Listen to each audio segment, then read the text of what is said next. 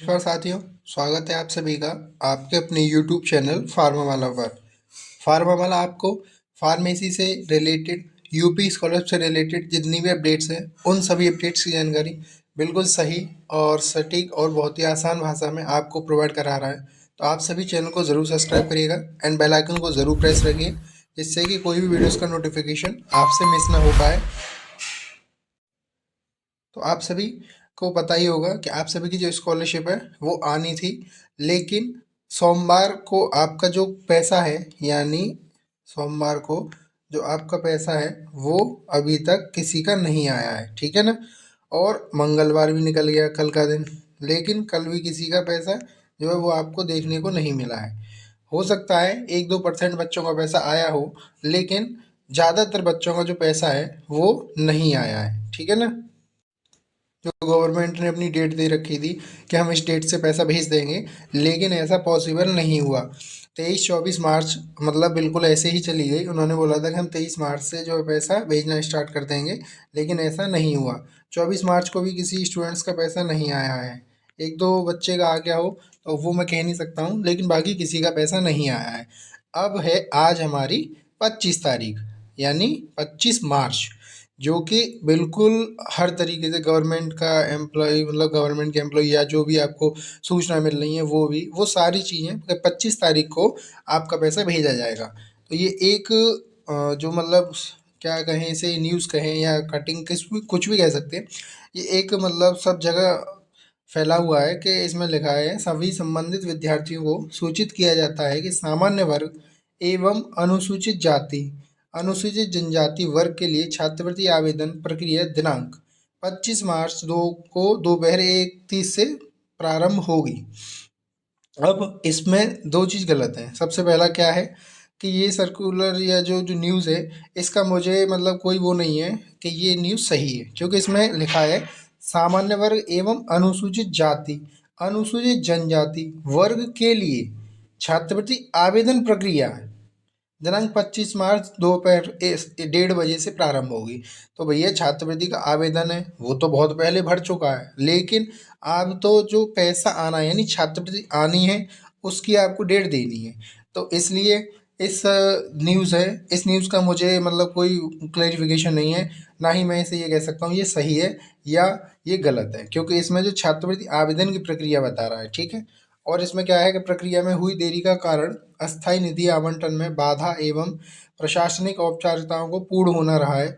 इस अवधि में आपके धैर्य एवं सहयोग के लिए प्राधिकरण आपका हार्दिक आभार व्यक्त करता है। सभी पात्र अभ्यर्थियों को निर्देशित किया जाता है कि वे निर्धारित समय सीमा के भीतर सभी आवश्यक औपचारिकताओं को संस्था नियमों एवं सत्यापन प्रक्रियाओं के अनुसार पूर्ण करें, ठीक है। तो जो इनका मेन टाइटल था कि जो समस्त वर्ग, सॉरी समस्त क्यों, सामान्य वर्ग एवं अनुसूचित जाति, अनुसूचित जनजाति वर्ग के लिए छात्रवृत्ति आवेदन प्रक्रिया है वो 25 मार्च को दोपहर 1:30 बजे से शुरू होगी। तो ऐसा तो नहीं है, क्योंकि भैया छात्रवृत्ति आवेदन पहले ही हो चुके हैं, ठीक है। इस न्यूज़ का मैं कोई आपको वो नहीं बता सकता हूँ ये सही है या गलत है। वैसे ये न्यूज़ मेरे हिसाब से सही नहीं है। इसमें भी साफ लिखा हुआ है कि सभी पात्र अभ्यर्थियों को निर्देशित किया जाए कि वे निर्धारित समय के भीतर आवश्यक औपचारिकताओं को संस्थान नियमों एवं सत्यापन प्रक्रिया के अनुसार पूर्ण करें, और अभ्यर्थी यह सुनिश्चित करें कि सभी आवश्यक दस्तावेज सही प्रकार से जमा एवं सत्यापित किए जाएं, ताकि जांच प्रक्रिया के दौरान किसी प्रकार की त्रुटि न हो। तो ये चीज़ें ठीक हैं, आप अपने जो भी डॉक्यूमेंट्स हैं उन्हें पूरा कर लीजिए, क्योंकि वो तो आपको वैसे भी करने हैं। आपके डॉक्यूमेंट्स पूरे नहीं होंगे या कोई भी आपका मिसमैच हो जाएगा तो आपका जो फॉर्म है वो रिजेक्ट कर दिया जाएगा गवर्नमेंट की तरफ से। तो ये चीज़ तो ठीक है, लेकिन जो इसका मेन उद्देश्य जो उन्होंने मतलब सूचना बनाई थी वो चीज़ गलत है। तो ये सर्कुलर के हिसाब से मैं आपको बताऊँ, जो मतलब न्यूज़ है वो ऑफिशियल नहीं है, ठीक है ना। लेकिन हाँ, गवर्नमेंट का जो मतलब एक वो था कि हम 25 तारीख से 31 तारीख के बीच में जो जनरल कैटेगरी है और एससी और एसटी वालों को पैसा भेजेंगे। तो भैया आपको इसके लिए वैसे तो कोई ऑफिशियल नोटिस नहीं है, लेकिन आपको वेट करना पड़ेगा। आज 25 तारीख है, आप ये सारी चीज़ें चेक कर सकते हैं कि आपका पैसा आएगा या नहीं आएगा। दूसरी चीज़ मैं आपको स्टेटस दिखा देता हूँ। अभी स्टेटस में इन्होंने जो क्लेम फीस है इस बच्चे की वो इन्होंने क्लेम कर रखी है। इनकी मतलब सारी चीज़ें इक्वल हैं, कॉलेज से इन्होंने क्लेम करा है, यूनिवर्सिटी एफिलिएटेड एजेंसी से भी फीस को लॉक हुआ है, वेलफेयर ऑफिसर ने किया है और स्टूडेंट ने जो क्लेम फीस करी है, ठीक है ना। तो सबसे पहला बात कि आपका क्लेम फीस में कोई डिफरेंस नहीं होना चाहिए। अगर आपका कोई क्लेम फीस में डिफरेंस होता है तब भी आपका जो पैसा है वो रुक जाएगा और पैसा आपको मिलेगा नहीं, ठीक है ना। तो इस चीज़ का भी ध्यान रखें। कभी कभी ऐसा भी होता है कि आपने क्लेम फीस ज़्यादा कर दी और कॉलेज से मतलब कुछ और है, लेकिन वेरीफाई हो जाता है, कभी कभी 1-2% बच्चे का होता है, लेकिन बाकी सबका रिजेक्ट हो जाता है।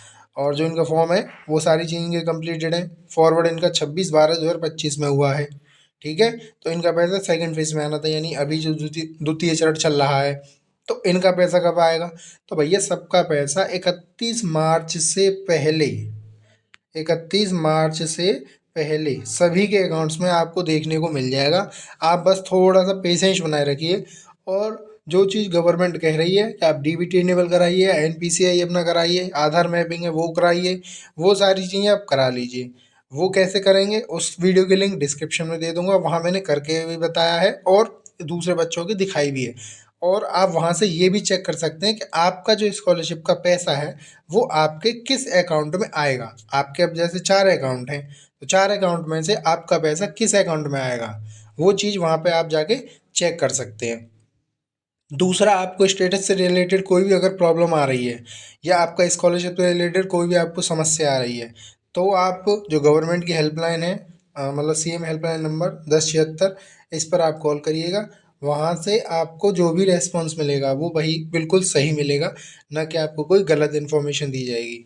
और दूसरा, आप उस चीज़ को लेकर परेशान बिल्कुल ना हो। बच्चों के कमेंट्स भी आ रहे हैं कि सर हम अगर फॉर्म मतलब अपना यहाँ से शिकायत कर भी दें तो हमारा फॉर्म रुक तो नहीं जाएगा, हमारा जो पैसा है वो रुक तो नहीं जाएगा।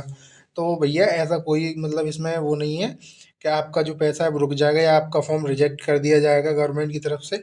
ये तो एक सिर्फ हेल्पलाइन नंबर है जिस पर जाकर आप अपनी सहायता करवा सकते हैं। आपको कोई डाउट है वहाँ से क्लियर कर सकते हैं, आपके स्टेटस कब अपडेट हो रहे हैं या आपका जो पैसा है वो कब तक आ रहा है, तो वो सारी चीज़ें आप वहाँ जाकर बिल्कुल क्लियर कर सकते हैं। तो इसमें डरने की आपको कोई बात नहीं है। दूसरी बात, हम जैसे मतलब 1-2 बच्चे ने, हमारे जो स्टूडेंट हैं उन्होंने इस पे अपना कंप्लेंट दर्ज कराई है, उसका रेस्पॉन्स आज आ जाएगा हो सकता है, तो उसकी वीडियो मैं आपको बना के और अपने यूट्यूब चैनल पर प्रोवाइड कराऊंगा। वहाँ से आप वीडियो को देख सकते हैं, उसमें कैसे कैसे कंप्लेंट उन्होंने कराई थी, उनका क्या रेस्पॉन्स दिया जा रहा है, और आप देख भी रहे होंगे। तो आप इस पर कंप्लेंट कर सकते हैं, इससे कोई मतलब ये नहीं है कि आपको मतलब कोई परेशानी होगी या आगे के लिए आपके लिए मतलब कोई समस्या हो जाएगी, ऐसा नहीं है। स्टेटस आपके जो अपडेट होने वो नहीं हो रहे हैं, वो तो मैंने आपको बता दिया है। गवर्नमेंट भी मतलब इस चीज़ को अभी वो क्लैरिफाई नहीं कर रही है कि हम स्टेटस अपडेट करेंगे या नहीं करेंगे। बस ये है कि हाँ पैसा आ रहा है आप सभी का, तो स्टेटस के भरोसे तो आप बिल्कुल ना रहें। आप बस अपने अकाउंट में डीबीटी प्लस एनपीसीआई और आधार मैपिंग, ये दोनों चीज़, तीनों चीज़ बिल्कुल कंप्लीट करा लें। जैसे आपकी कंप्लीट हो जाती हैं आपको परेशान होने की ज़रूरत नहीं है। करेक्शन वाले बच्चों को बता दूं तो उन सभी का पैसा आएगा, और वो भी 31 मार्च से पहले।